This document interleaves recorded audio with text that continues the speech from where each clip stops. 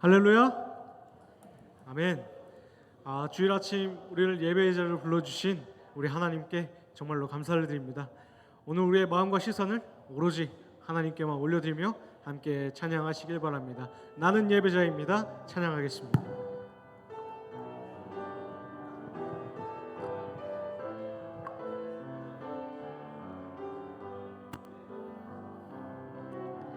나는 하나님을 예배하는 예배자입니다.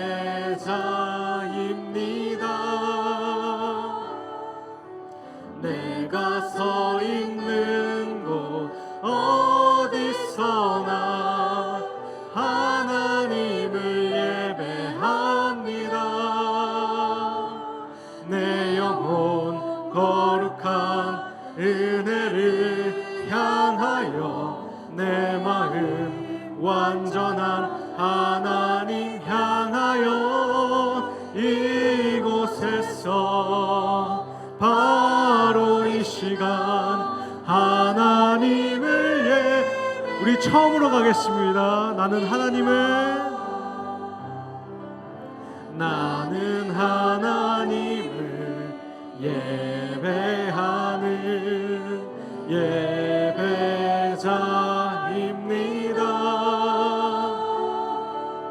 내가 서 있는 곳 어디서나 하나님을 예배합니다. 내 영혼 거룩한 은혜를 향하여 내 마음 완전한 하나님 향하여 이곳에서 바로 이 시간 하나님을 예배함. 내 영혼 거룩한 은혜를 향하여 내 마음 완전한 하나님 향하여 이곳에서 바로 이 시간 하나님을 예배합니다. 아멘. 오늘도 하나님 앞에 예배자로 이 자리에 섰습니다. 아멘. 우리가 하나님을 찬양할 수 있다는 것 정말로 감사한 일이죠. 이번엔 조금 더 힘차게 그리고 기쁘게 하나님을 마음껏 찬양하시길 바랍니다. 승리는 내 것일세. 찬양하겠습니다. 우리 박수 치며 찬양할까요? 승리는 내 것일세. 승리는 내 것일세. 구세주의 보혈로서 승리는 내 것일세. 내 것일세. 승리만은 구세주의 보혈로서 항상 믿음은 내 것일세. 믿음은 내 것일세. 믿음은 내 것일세. 구세주의 보혈로서 믿음은 내 것일세. 내 것일세.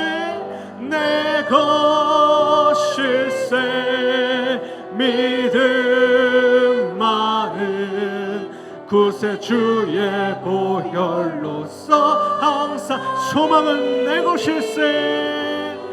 소망은 내 것일세. 소망은 내 것일세. 구세주의 보혈로서 소망은 내 것일세. 내 것일세. 소망만은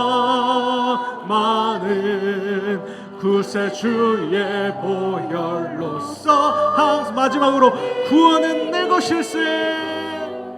구원은 내 것일세.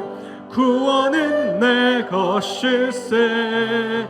구세주의 보혈로서 구원은 내 것일세. 내 것일세. 내 것일세.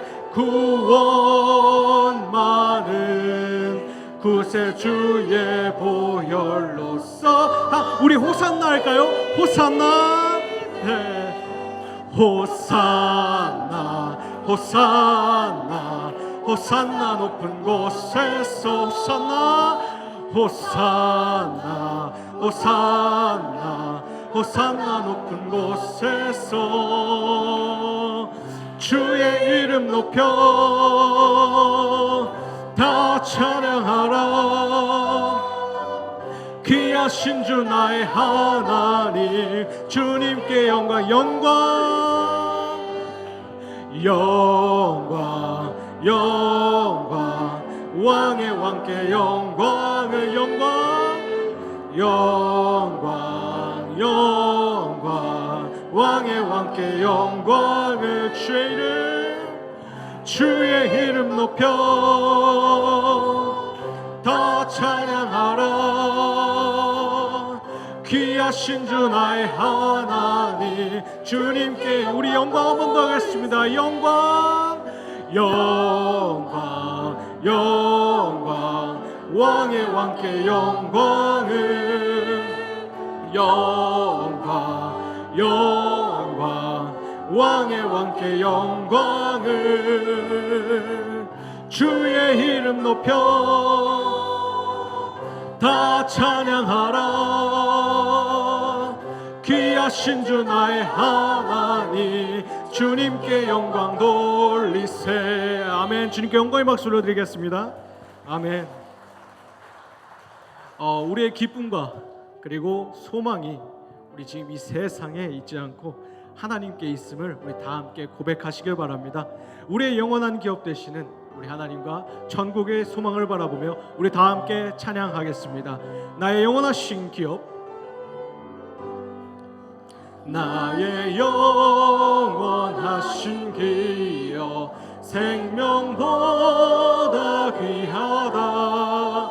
나의 갈 길 나가도록 나와도 행하소서.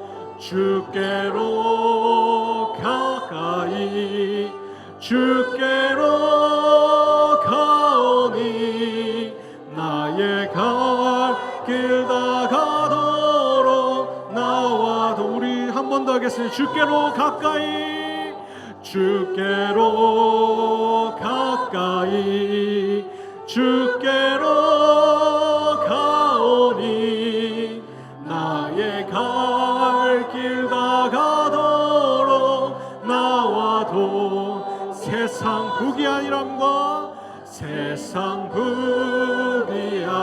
부귀한일함과 모든 명예 버리고 험한 길을 가는 동안 나와 행하소서.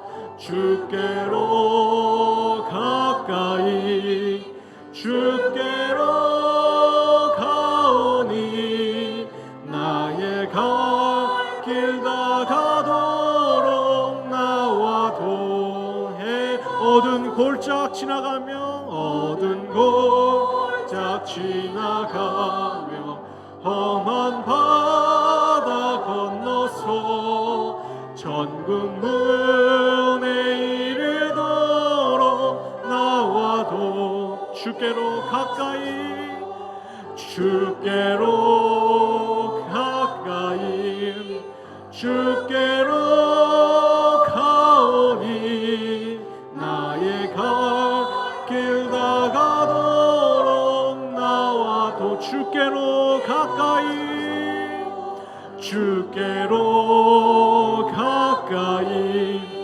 주께로 가오니 나의 갈 길 나가도록 나와 동행하소서. 아멘. 우리 좋으신 하나님께서 오늘 우리의 찬양과 예배를 기쁘게 받아주실 줄 소망합니다.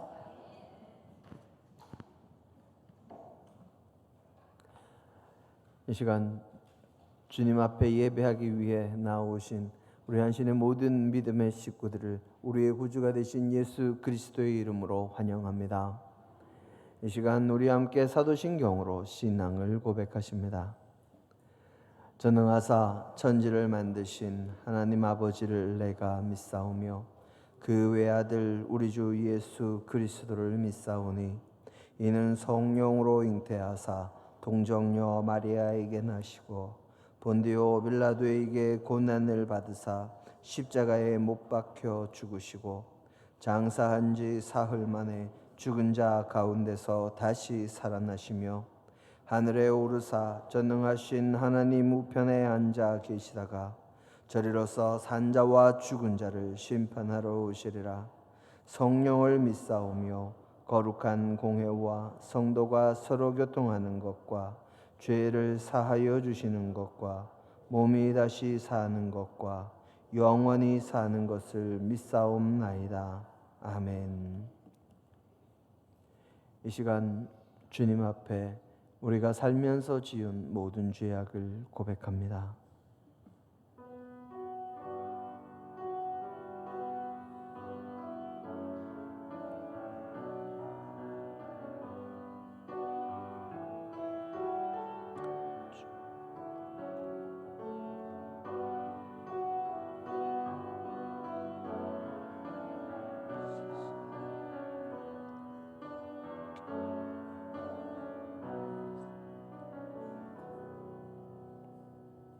내가 내 허물을 빽빽한 구름같이 내 죄를 안개같이 없이 하였으니 너는 내게로 돌아오라. 내가 너를 구속하였음이니라. 아멘. 이 말씀에 의지하여 우리가 고백한 모든 죄악이 예수 그리스도의 십자가의 보혈로 깨끗이 사해졌음을 선포합니다. 우리 찬송가 38장입니다.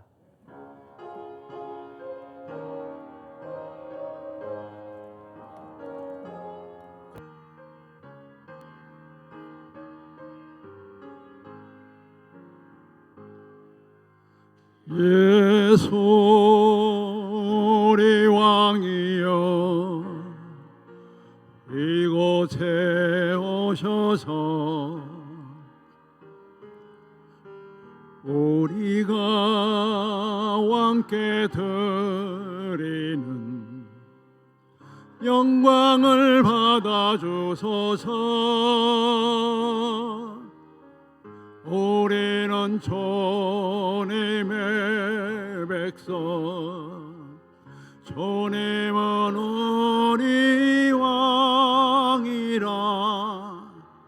왕이신 죄수님 오셔서 좌정하사 다스리소서.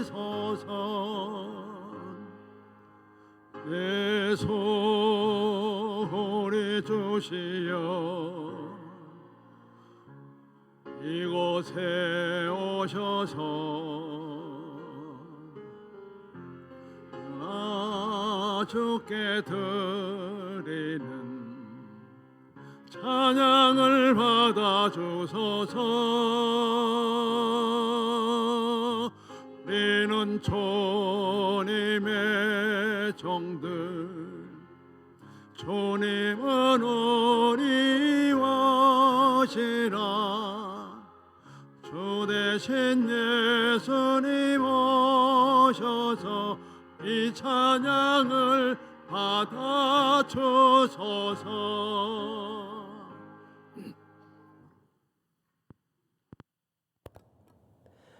이 시간 하정민 장로님 나오셔서 저희를 대표해서 기도 인도해 주시겠습니다.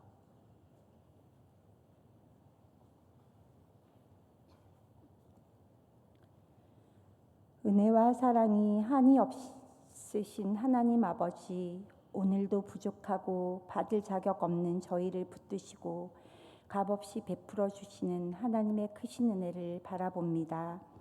받은 것은 너무나 많은데 감사하지 못했고 사랑받고 있으면서도 그 사랑을 잊은 채 살아왔음을 고백합니다. 주님, 이토록 큰 은혜를 받고도 주님의 은혜를 잊고 제 생각과 제 뜻을 따라 살았던 저희의 죄를 고백합니다. 마음을 다하고 뜻을 다하고 힘을 다하여 주 하나님을 사랑하지 못했고 주님의 말씀보다 세상의 소리에 귀 기울였으며 감사해야 할 자리에서 불평하고 사랑해야 할 자리에서 판단하고 용서해야 할 자리에서 마음의 미움을 품었습니다. 우리의 죄를 숨기지 않고 주님 앞에 내려놓습니다. 불쌍히 여겨주시고 긍휼을 베풀어 주옵소서. 오늘도 죄인을 용서하시고 다시 일으켜 세우시는 하나님의 은혜를 붙듭니다. 우리의 모든 죄를 용서하여 주시고 끝까지 믿음의 길을 걸어가게 하옵소서. 나라와 교회를 위해 기도드립니다. 우리가 평안히 예배드릴 수 있도록 인도하신 은혜에 감사드립니다. 나라를 빼앗긴 고통 속에서도 민족을 위해 자신의 생명과 가족의 평안까지 내려놓았던 그 숭고한 희생을 잊지 않게 하시고 특별히 한신교회를 위해 기도하고 헌신했던 분들의 수고까지도 주님께서 기억하여 주시고 오늘의 우리나라와 한신교회를 위한 희생이 당연하게 여겨지지 않게 하시고 감사와 존경의 마음을 품게 하여 주시옵소서. 무더위 속에서 다음 세대를 이어가는 교회학교 수련회가 은혜 중에 잘 마무리되었습니다. 수련회를 통하여 우리 자녀들이 복음을 깨달아 하나님을 최우선으로 섬기게 하시고 예배하는 자녀들이 되게 하여 주시고 하나님께 은총을 입고 사람들에게 귀중히 여김을 받게 하여 주옵소서. 이 시간 말씀을 전하실 목사님을 위해 기도드립니다. 말씀을 전하실 때마다 사람의 생각이나 지혜가 아니라 오직 하나님의 말씀을 온전히 선포하게 하시고 그 말씀을 통해 성도님들의 마음이 변화되고 삶이 주님께로 더욱 가까이 나아가게 하옵소서. 목사님의 가정과 삶도 지켜주시고 가정의 평안과 기쁨을 더하여 주시옵소서. 거룩한 주일날 성전 곳곳에서 예배를 위하여 섬기고 봉사하는 헌신의 손길들을 기억하시고 각자의 자리에서 드리는 작은 수고 하나까지도 주님께서 귀하게 받아주셔서 섬김을 통해 오히려 더 풍성한 은혜를 누리게 하옵소서. 우리 성도님들 습하고 무더운 날씨 속에서 건강하게 지켜주시고 꼭 주님과 동행하는 삶을 살게 인도하여 주시옵소서. 예배의 시종을 주님께 위탁하오니 우리를 죄에서 구원하신 살아계신 예수님 이름으로 기도드립니다. 아멘.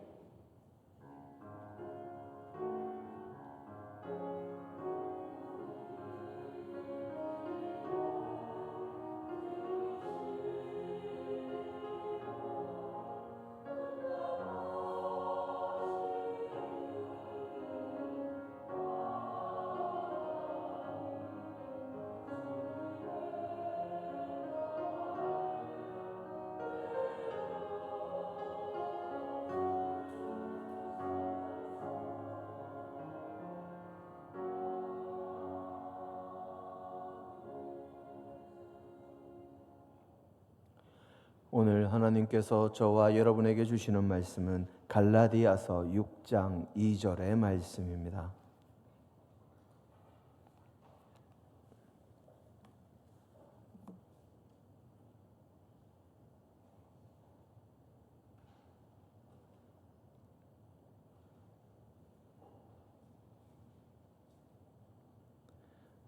저와 여러분께서 함께 한 목소리로 봉독하십니다. 너희가 짐을 서로 지라 그리하여 그리스도의 법을 성취하라. 아멘. 이 시간 한사랑 성가대에서 아름다운 찬양으로 하나님께 영광 돌리시겠습니다.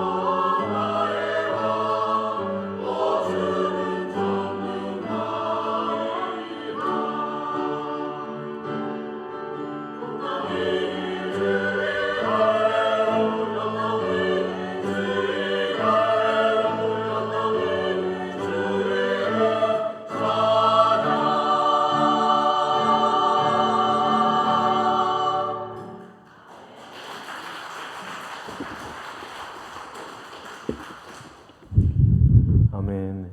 아름다운 찬양 감사합니다.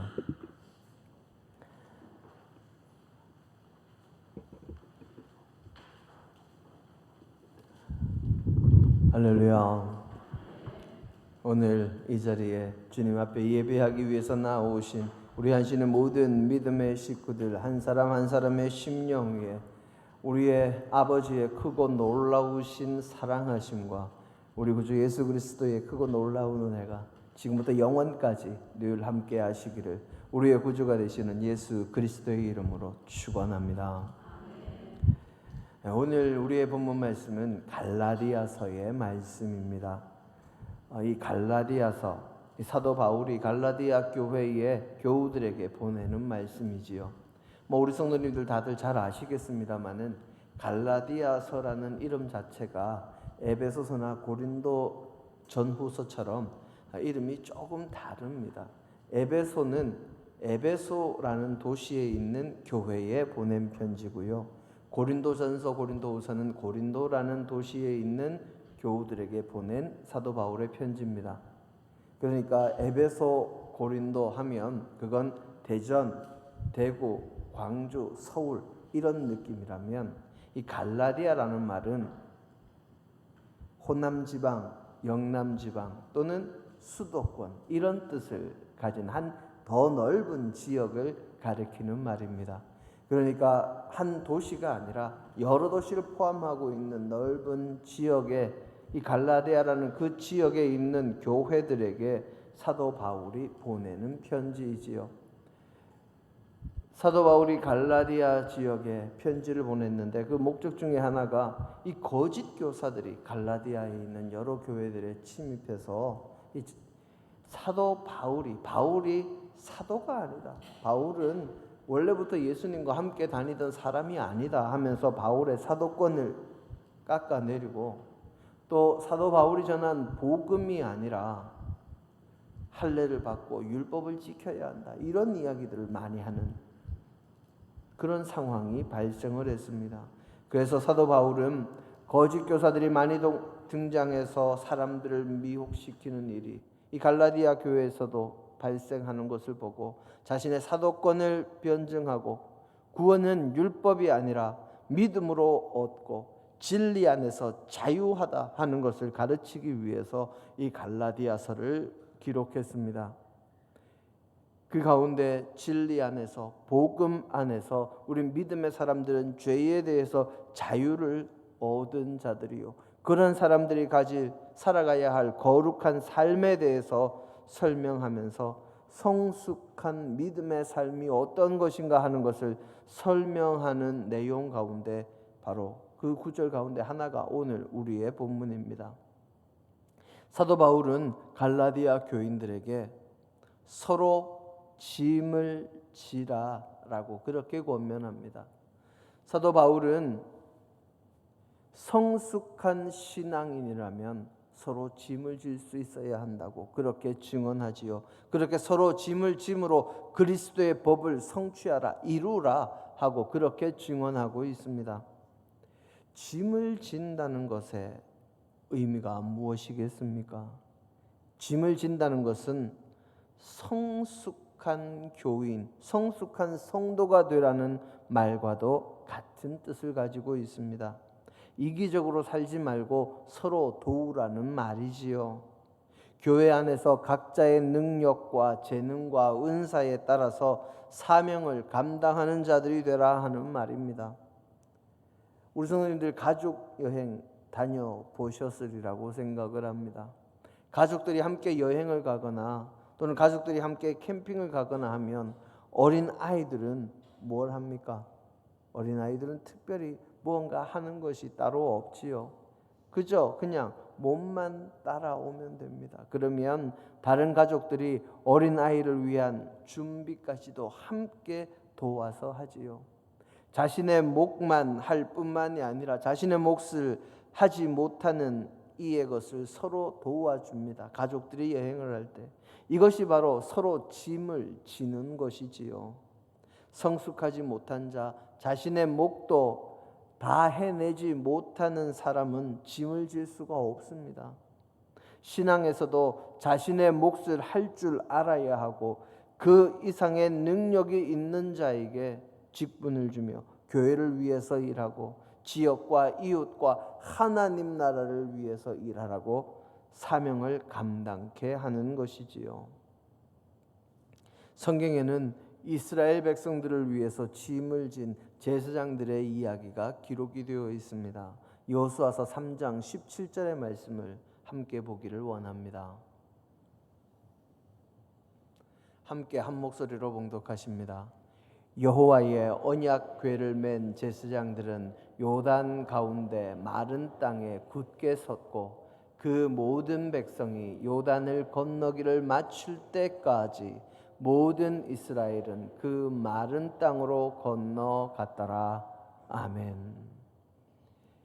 이스라엘 백성들이 모세와 함께 애굽 땅을 탈출해서 출애굽해서 나왔습니다. 그리고는 홍해를 건너고 하나님의 산 호렙에서 하나님과 이스라엘 백성들이 서로 언약을 맺고 그리고는 이제 가나안 땅에 들어가기 위해서 북진해서 올라와서 가데스 바네아, 이제 가나안 땅이 목전에 보이는 곳까지 도착을 했습니다.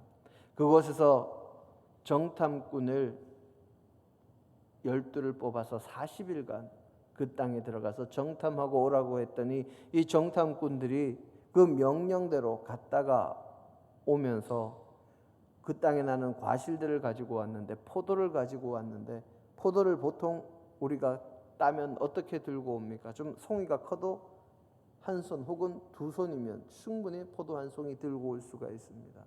그런데 성경을 보면 나무 가지에 포도를 꿰어서 두 사람이 메고 왔다고 그렇게 기록을 하고 있습니다. 그러니까 그 땅의 포도가, 그리고 그 땅이 얼마나 기름진가 하는 것을 알 수가 있지요. 정말 성경 말씀대로 젖과 꿀이 흐르는 땅이 바로 이 가나안 땅이었습니다. 그것을 다 이야기하면서 정말 젖과 꿀이 흐르는 땅이 맞다, 여기까지는 12명의 정탐꾼이 다 의견이 일치를 했습니다. 그런데 그 다음에 10명의 정탐꾼의 이야기가 달라집니다. 젖과 꿀이 흐를 만큼 기름진 땅이기는 한데 그 땅은 그 땅의 거주민들을 삼키는 땅이다. 우리가 그 땅에서 거인 족속 아낙 자손의 후예들을 보았다. 그 땅의 주민들은 아주 강한 성, 튼튼한 성을 짓고 지내고 있다. 우리가 그리로 들어가기만 하면 그들이 우리를 모두 죽이고 우리의 여인들과 아이들은 다 포로로 붙잡아 갈 거다. 우리 도저히 그 땅 정복할 수 없다 하고 그렇게 악평을 합니다. 그러자 그 이야기를 듣고 이스라엘 백성들이 밤이 새도록 통곡했다고 민수기서 14장에 기록하고 있지요. 그러면서 모세와 아론과 하나님께 원망하는 불평의 말을 터뜨렸다고 기록하고 있습니다. 그래서 하나님께서 그들을 쓸어버리시려다가 모세의 간곡한 중보 기도에 의해서 그들을 살려주시는데 대신 정탐꾼들이 들어갔던 하루를 1년으로 계산해서 40년을 광야에서 지낸 다음에야 그들이 가나안 땅에 들어가게 될 것이다 하고 말씀을 하셨습니다.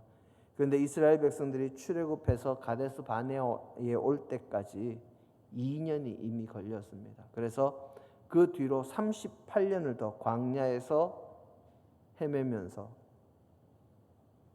시간이 지낸 다음에야 이제 가나안 땅에 들어갈 기회를 얻게 됐습니다. 이스라엘 백성들이 모든 광야 생활을 마친 다음에 여호수아와 함께 가나안을 정복하기 위한 여정에 이제 나서고 출발을 합니다. 이스라엘 백성들이 가나안 땅에 들어가기 위한 관문 요단강에 도착을 했습니다. 여호수아서 3장 15절의 말씀을 함께 보겠습니다. 함께 한 목소리로 봉독하십니다. 요단이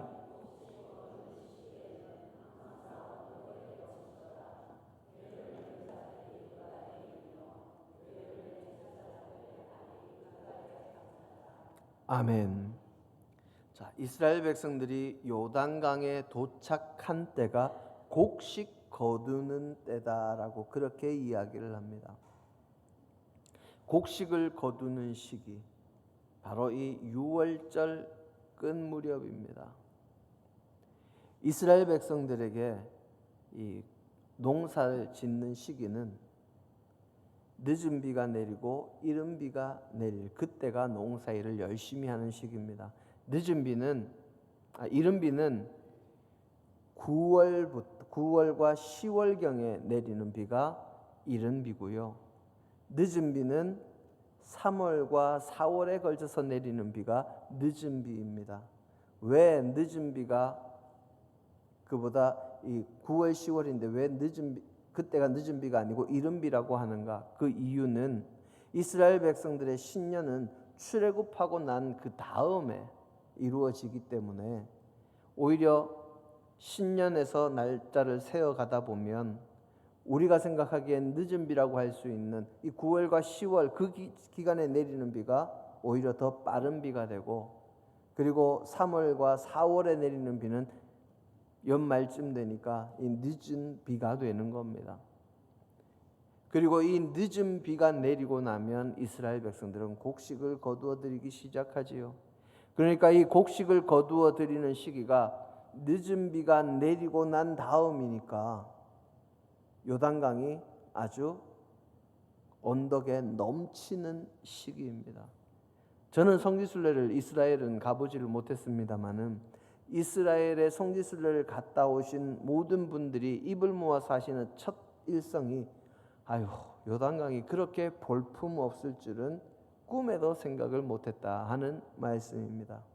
그냥 평상시의 요단강을 보면 아주 작은 실개천 같은, 이게 강이 맞나 할 정도로 아주 작고 보잘것없는데, 그런데 이 강이 이른 비나 늦은 비가 내리고 나면 언덕에 차고 넘칠 정도로 아주 호호탕탕하게 그렇게 세찬 물결이 흘러내려가는 강이 됩니다.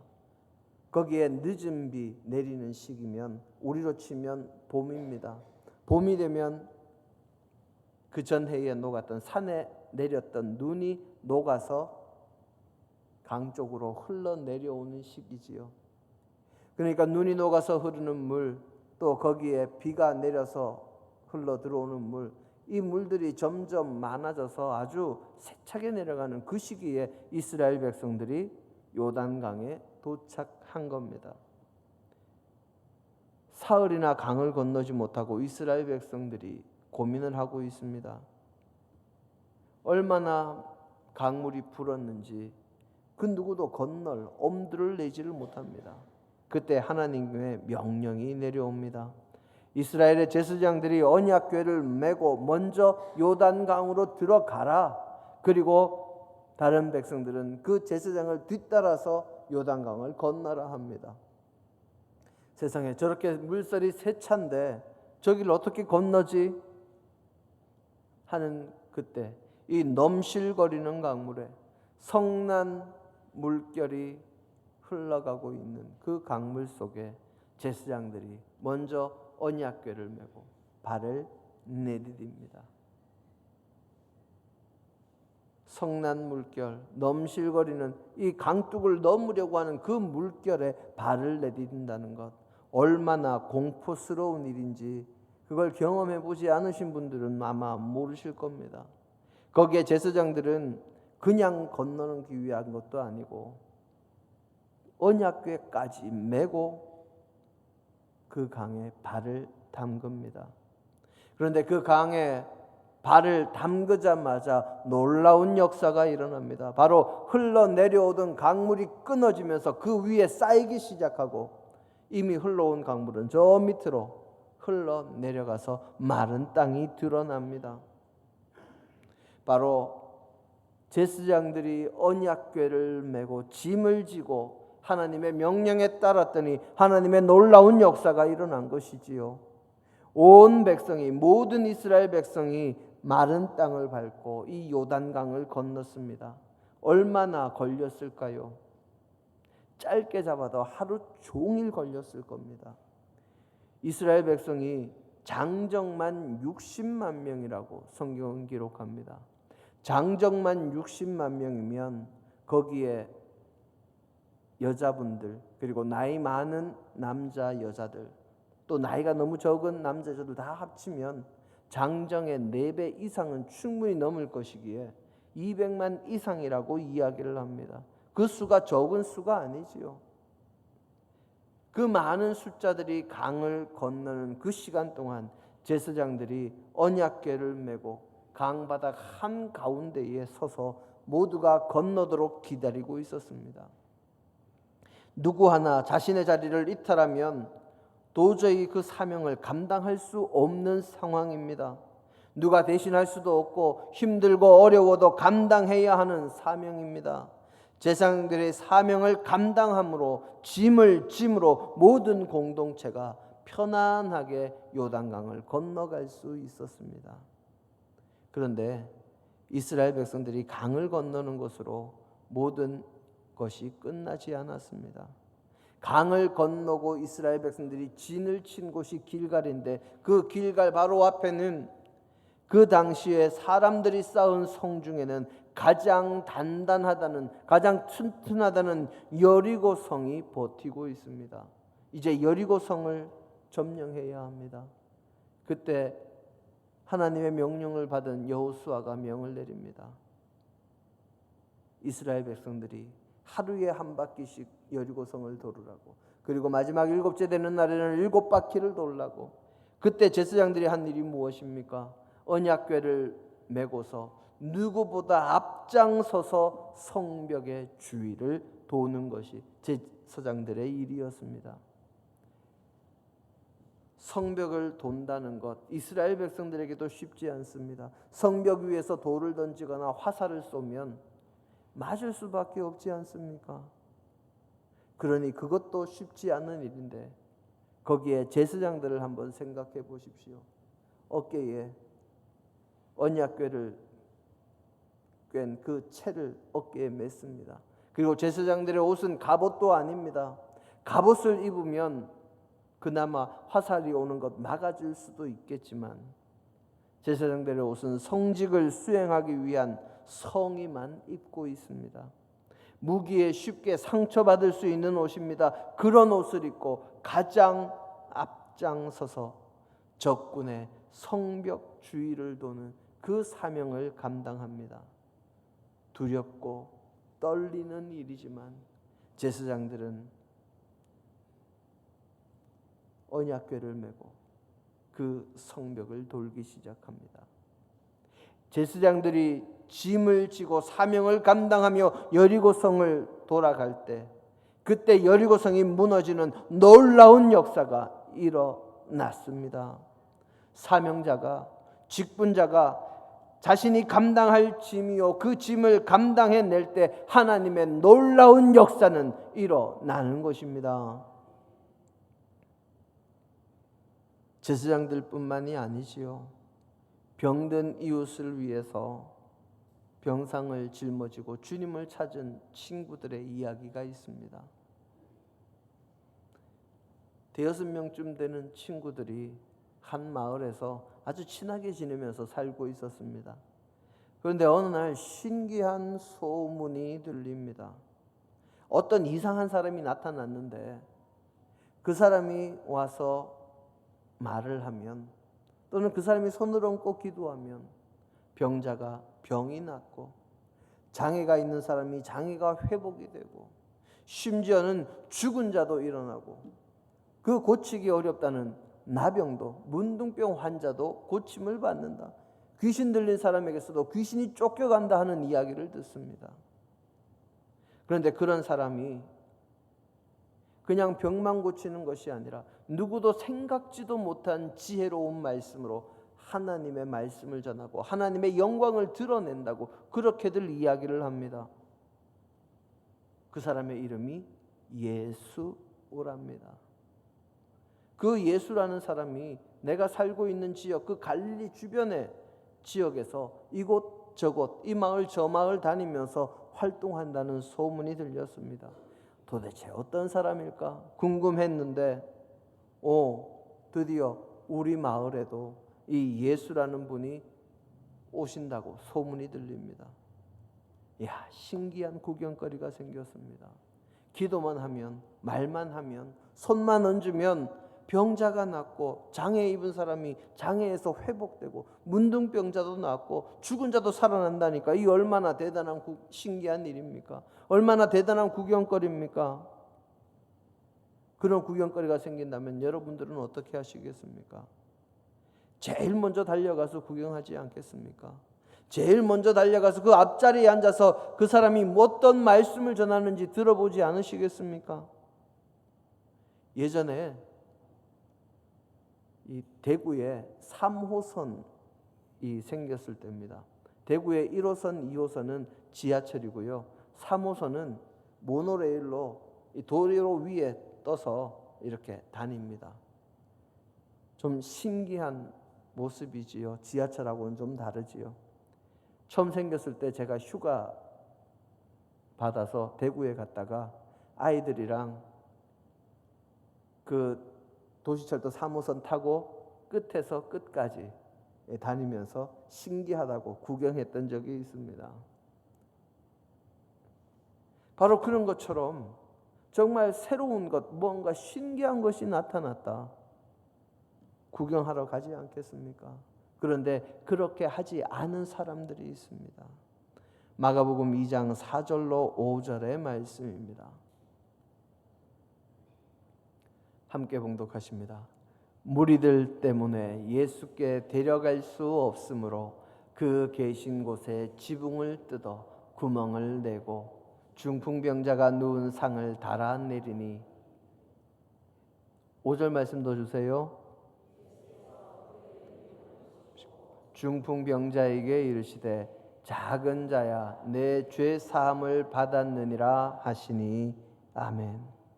자신들도 구경하고 싶고 자신들도 얼른 달려가서 그 말씀도 듣고 싶었지만 이웃을 버려두지 않고 친구를 버려두지 않고 짐을 진 사람들입니다. 그들은 병을 고쳐주신다는 예수님이 마을에 오신다는 그 소문을 듣고 자기들만 달려가서 자기들만 구경하고 그분의 말씀을 들은 것이 아니라 자신의 이웃, 자신의 친구를 생각하고 그의 처지를 생각해서 그를 돕기 위해서 기꺼이 헌신하고 짐을 진 사람들입니다. 이들이 병자의 침상을 들고 와 봤더니 이미 소문이 나서 예수님이 계신 그 집이 무리들로 가득 차서 무리가 가득 에워싸고 있어서 도무지 가까이 갈 수가 없습니다. 그래서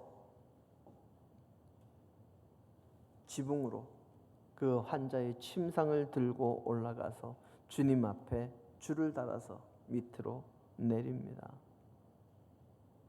이들이 병자의 침상을 지붕을 통해서 예수님 앞으로 이끌었을 때 주님이 그들의 믿음을 보시고 그의 병을 고쳐주셨습니다.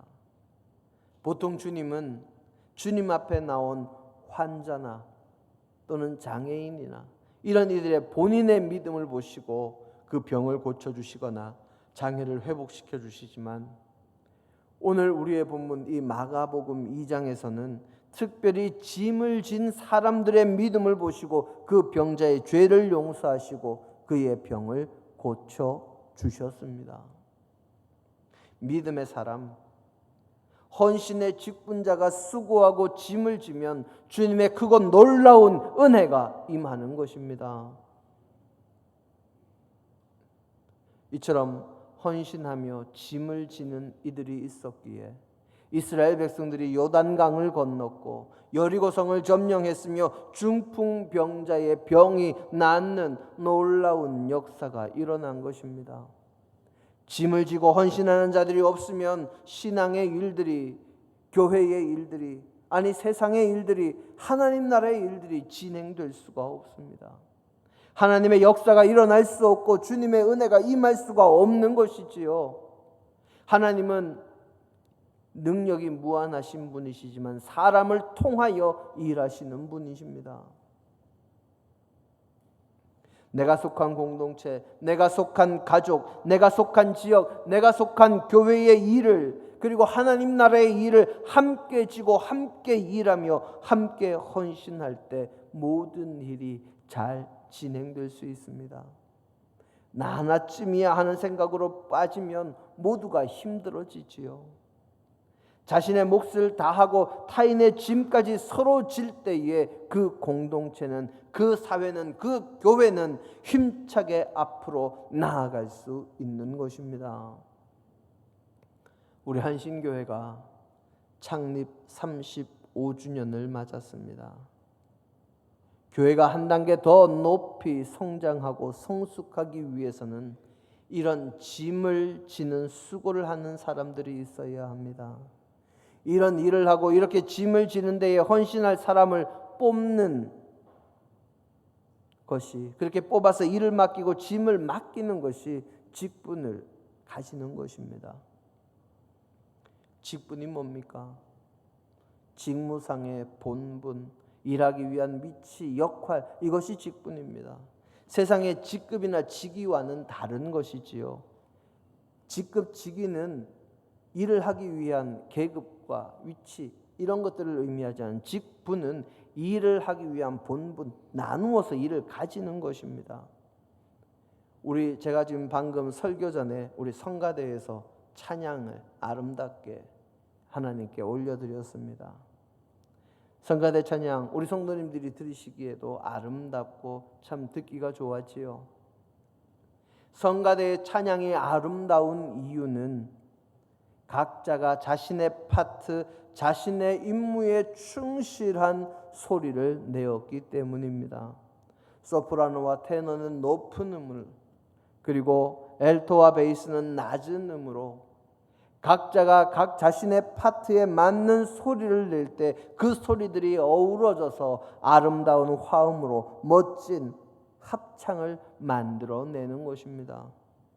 직분은 바로 이 성가대의 파트와 같은 것이지요. 직분은 계급도 아니고 권력도 아니고 권위나 명예도 아닙니다. 직분은 단지 내가 맡은 일이 무엇인지를 나타내는 것입니다. 우리 교회 안에 직분이 어떤 직분들이 있을까요? 목사의 직분이 있고요, 장로의 직분이 있고요, 권사의 직분, 집사의 직분이 있습니다. 목사의 직분은 어떤 일을 하는 걸까요? 목사는 칠목자 스승사자를 씁니다. 친다라는 것은 때린다는 게 아니라 양을 친다 할 때처럼 가축들을 잘 돌보고 양육하고 성장시키는 그런 스승과 같은 역할이고요. 장로님의 역할은 다른 사람들의 본을 보이는 역할입니다. 우리 베드로전서 5장 1절로 3절 말씀을 함께 보기를 원합니다. 1절 말씀부터 보겠습니다. 너희 중 장로들에게 권하노니 나는 함께 장로된 자요 그리스도의 고난의 증인이요 나타낼 영광에 참여할 자니라. 아멘. 자, 베드로가 자신도 장로라고 이야기를 합니다. 그 다음 2절 말씀 보겠습니다. 2절 말씀이요. 함께 보겠습니다. 너희 중에 있는 하나님의 양 무리를 치되 억지로 하지 말고 하나님의 뜻을 따라 자원함으로 하여 더러운 이득을 위하여 하지 말고 기꺼이 하며. 자, 이 말씀이 누구에게 하는 말씀 같습니까? 목회자에게 하는 말씀이죠. 양을 치라고 하니까 원래는 목사의 직분이 따로 있지 않았습니다. 장로의 직분 가운데 가르치는 장로의 직분이 목사의 직분인 거고요. 그리고 그래서 장로에게 가르치는 일 잘하라고 이야기하고요. 이제 3절 말씀입니다. 맡은 자들에게 주장하는 자세를 하지 말고 양무리의 본이 되라. 아멘. 목회자도 양을 치고 또 스승으로서 본이 되어야 하지만 장로님들도 교인들의 모범이 되고 본이 되는 사람이 되어야 합니다. 처음 믿는 사람, 초신자들, 그리고 교회의 여러 성도들이 장로님 하면 그분을 보고 따라갈 수 있는 그런 모습을 보이는 것이, 그런 직분이 장로님의 직분이지요. 그래서 말씀을 하셔도, 목회자도 마찬가지입니다마는 말씀을 한마디 할 때도 좀 진중해야 하고요. 자신의 격에 맞는 말을 해야 하고, 또 기도하고 주님의 일을 하는데 늘 모범이 되는 사람이 되어야 합니다. 그리고 옷차림이나 여러 가지 행동에도 참으로 주의를 기울여야 하는 이들이 목회자와 장로님들입니다. 왜요? 모범이 되어야 하니까. 만약에 제가 목회자가 됐는데 예배 드리러 올 때 이 가운 벗었더니 안에 티셔츠 한 장에다가 밑에는 반바지에 맨발에 슬리퍼 신고 왔다 그러면 우리 성도님들이 보시기에 뭐라 그러시겠습니까?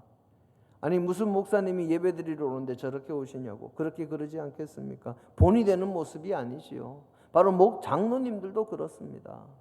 다른 이들의 본이 되는 모습으로 옷차림부터 말투, 모든 행동을 정말 모든 이들에게 모범이 되도록 만들어 가야 합니다.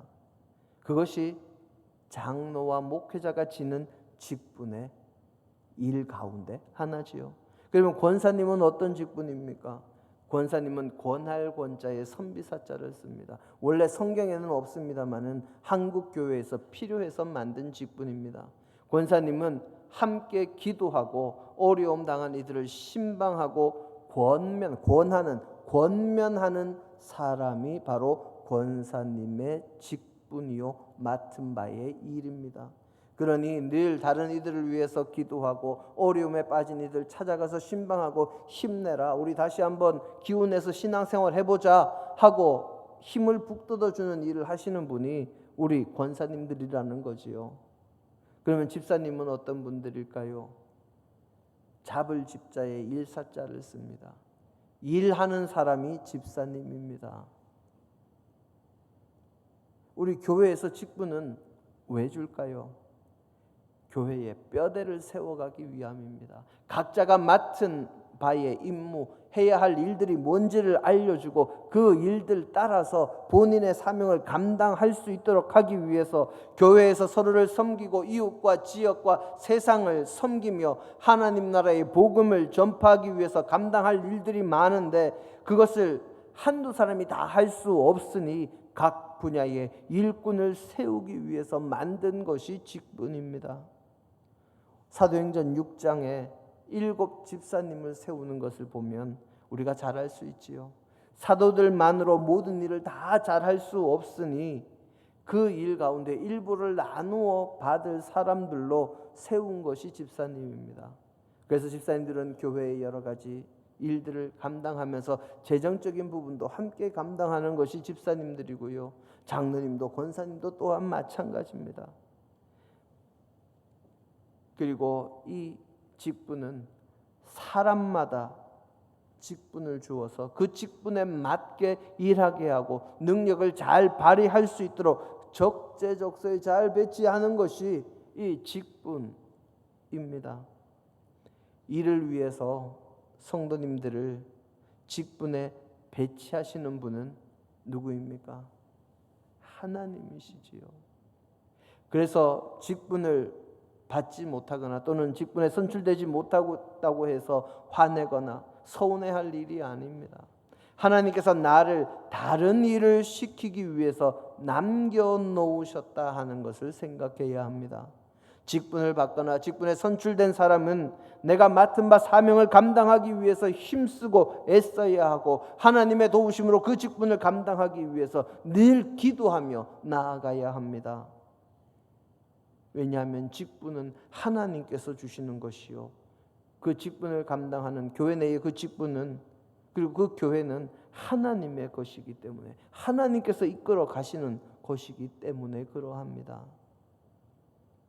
직분을 받은 이들은 주님께서 나를 사명을 감당할 만한 그런 성숙했다 여기시고 충성되이 여기셔서 직분을 주시니 감사한 마음으로 자신의 직분을 감당할 것이요, 직분을 받지 않은 사람들은 지금은 자신이 그 자리가 아니라 다른 자리에서 사명을 감당하게 하시기 위해서 주님께서 나를 따로 남겨두셨구나 하는 것을 깨닫고 자신이 잘 할 수 있는 다른 직분에서 더욱 헌신하는 사람이 되어야 합니다. 모든 교회의 성도들이 서로 짐을 짐으로 교회가 더 성장하고 성숙해질 수 있습니다. 우리 한신교회는 정말 서로를 존중하고 아끼고 헌신하며 서로가 짐을 쥐고 섬기는 귀한 믿음의 공동체가 되어서 주님 앞에서 날로 날로 성숙하고 성장해가는 하나님 나라의 귀한 사명을 감당하는 그런 공동체가 되기를 주님의 이름으로 간절히 축원합니다. 함께 기도하십니다. 우리를 사랑하시는 주님, 예수 그리스도께서 이 땅에 오셔서 저희를 위해 십자가를 지셨기에 저희가 구원의 길에 설 수 있었음을 고백합니다. 주님, 저희도 주님처럼 자기 십자가를 지게 하시고 서로 짐을 짐으로 교회 공동체가 진실로 주님의 영광을 드러내는 아름다운 교회가 되도록 주님 인도하여 주옵소서. 주께서 함께 하실 줄 믿고 감사드리며 예수님 이름으로 기도드립니다. 아멘. 찬송가 320장 함께 찬양하십니다.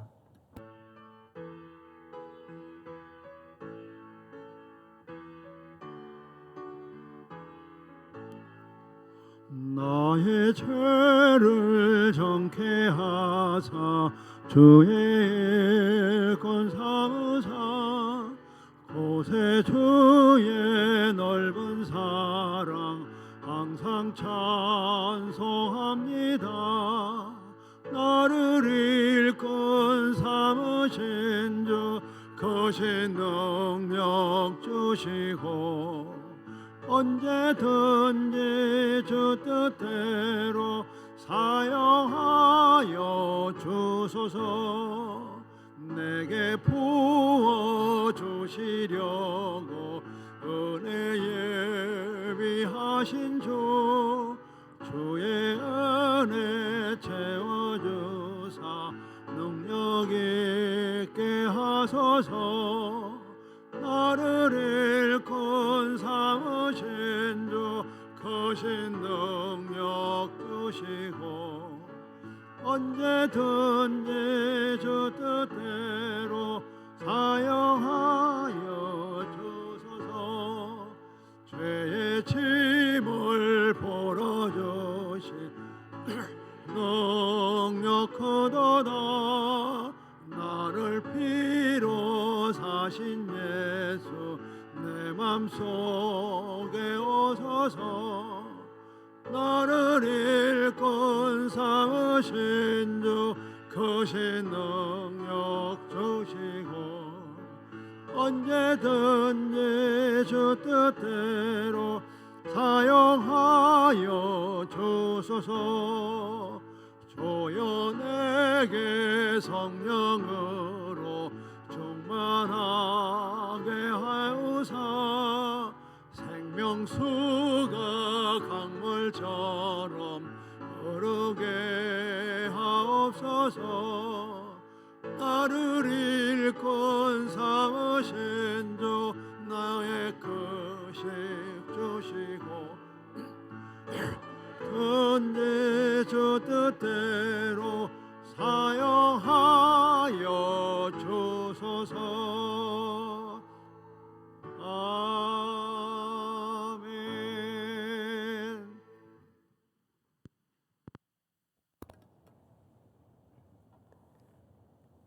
우리를 사랑하시는 주님, 우리를 대신해서 십자가를 지시고 죽으심으로 저희의 모든 죄를 사해 주신 주님, 감사를 드립니다. 아버지, 저희도 주님처럼 십자가를 지고 짐을 지고 주의 뒤를 따르는 믿음의 백성이 되게 하옵소서. 아버지, 이 시간 주님처럼 저희도 서로 짐을 지며 그리스도의 법을 성취하는 자가 되겠다는 결단을 이 시간 주님 앞에 예물로 드립니다. 또한 주님께서 우리에게 주신 것 가운데 일부를 구별하여 주님 앞에 예물로 드립니다. 아버지, 물질과 마음으로 드리는 이 예물을 주께서 정케하사 받아주셔서 흠양하시는 예물이 되게 하시고, 또한 이 예물이 쓰이는 곳마다 주님의 은혜와 영광과 사랑이 드러나도록 역사하여 주옵소서. 또한 마음과 물질을 예물로 드리는 모든 손길마다에 주님께서 함께하여 주셔서 그곳 놀라운 은혜와 복으로 채워 주옵소서. 주께서 함께하시고 도우실 줄 믿고 감사드리며 예수님 이름으로 기도드립니다. 아멘. 광고 말씀드립니다. 오늘은 교회력으로 성령 강림 후 12째 주일입니다. 오늘 오후 예배는 신도회별로 드립니다. 신도회별 예배를 드리신 후에 밴드에 사진을 올려주시기를 바랍니다. 신도회별 성도의 교제에 우리 성도님들의 많은 참여를 바랍니다. 그리고 우리 한신교회 창립 35주년 기념 주일 예배는 다음 주에 1부, 2부 예배를 통합해서 세대 통합 예배로 오전 11시에 드리고요. 설교는 우리 김석인 원로 목사님께서 감당해 주십니다. 그리고 다음 주일 오후에는 송경민 목사님을 초청해서 새가족과 함께하는 찬양 간증 집회로 드릴 예정입니다. 이 작정한 새가족을 위해서 전교인이 매일 저녁 9시에 지금 기도하는 중에 있습니다. 끝까지 기도해 주시고요. 작정하신 분은 새가족 대상자를 초청해 주시기를 바랍니다. 그리고 장기 결석자와 자녀들의 초청을 위해서도 기도해 주시기를 부탁드립니다. 그리고 다음 주에 특히 오후에 새로 오실 새가족을 위한 선물이 준비되어 있습니다. 우리 홍근숙 장로님께서 담당해 주실 예정인데요. 새가족을 초청해서 오신 분들은 홍 장로님께 말씀하셔서 새가족을 위한 선물이 전달될 수 있도록 해주시기를 바랍니다. 그리고 다음 주에 우리 기존 교우님들은 오전 예배를 마치시고 되도록이면 차량을 교회 바깥쪽으로 좀 옮겨주시면 좋겠습니다. 그러면 남성공원 주차장에 주차하시는 것을 기준으로 교회에서 지차비를 지급해 드리겠습니다. 그 담당은 장수정 집사님께서 수고해 주십니다. 그리고 차량 봉사자 모집입니다. 교회 차량 운행으로 봉사하실 분은 목회자에게 알려주시기를 바랍니다.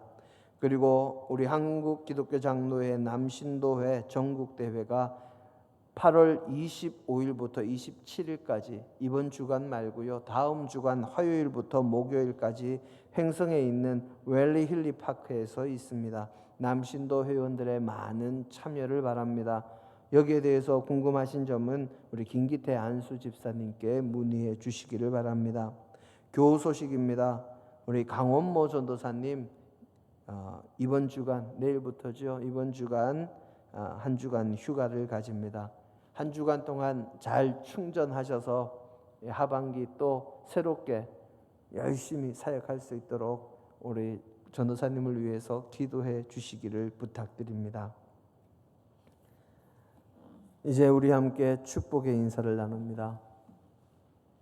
하나님의 복 주심이 여러분 위에, 사랑하는 성도 여러분, 세상에 나아가서 살아가실 때에 진실로 다른 이들의 짐까지 질 수 있는 신실한 믿음의 사람들이 되시기를 바랍니다. 이제는 우리 주 예수 그리스도의 은혜와 하나님 아버지의 무한하신 사랑하심과 성령님의 감화 감동하심이 지금 이 자리에 머리 숙이고 어디서나 예수님처럼 짐을 지고 나아가기로 다짐하는 우리 한신의 모든 믿음의 식구들 머리 위에와 그 가정과 일터와 생업 위에, 그 자녀 손들 위에, 이 나라와 이 민족 위에 지금으로부터 영원토록 함께 계시옵기를 간절히 축원하옵나이다. 아멘.